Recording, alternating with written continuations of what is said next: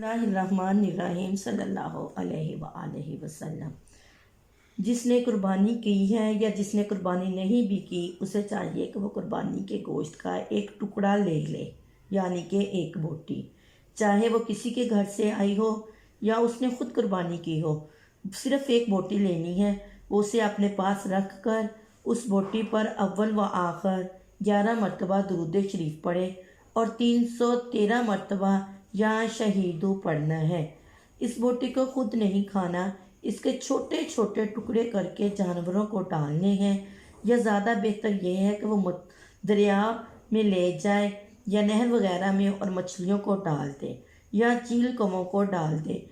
जो भी आसानी से मिल जाए इसको डाल देना है। इसके बाद दुआ मांगनी है कि ए अल्लाह, हमारे नस्लों के नसीब बदल दे, बे औलादों को औलाद दे दे, बेरोज़गारों को रिज़्क दे दे, या अल्लाह बेघरों को घर दे दे, या अल्लाह जो परेशान हैं उनकी परेशानियां दूर फरमा दे, या अल्लाह जो बीमार हैं उनको शिफाए कामला दे दे।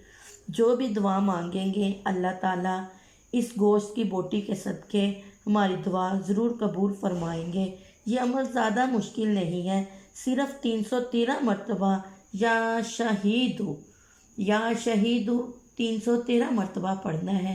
अल्लाह ताला हमारा ये अमल कबूल व मंजूर फरमाए। आमीन सुम्मा आमीन सल्लल्लाहु अलैहि वसल्लम।